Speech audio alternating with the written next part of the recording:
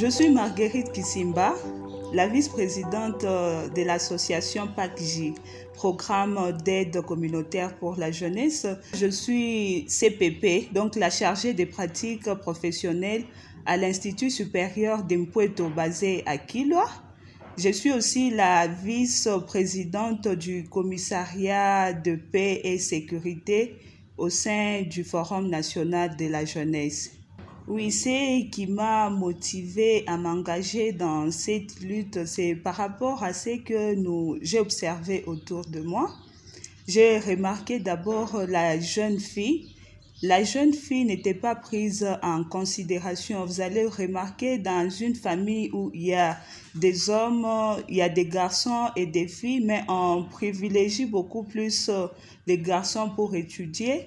Et la fille, on la laisse à la maison, que la fille doit attendre le mariage. Moi, je suis une personne qui se déplace beaucoup.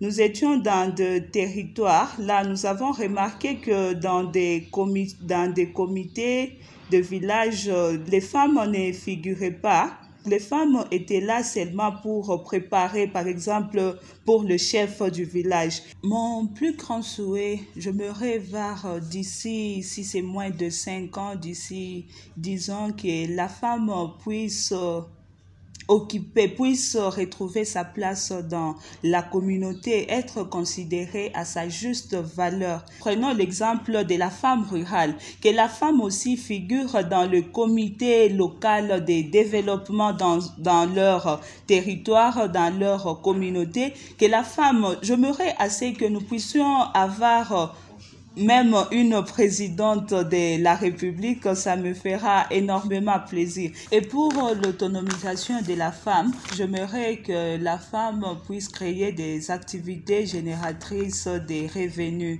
pour être indépendante. Moi, je l'ai fait déjà pour être indépendante. J'ai fait des petits commerces. D'ailleurs, la plupart des jeunes me connaissent. Hey, c'est Margot Business. Elle vend ceci, elle vend cela. J'ai fait d'ailleurs cela.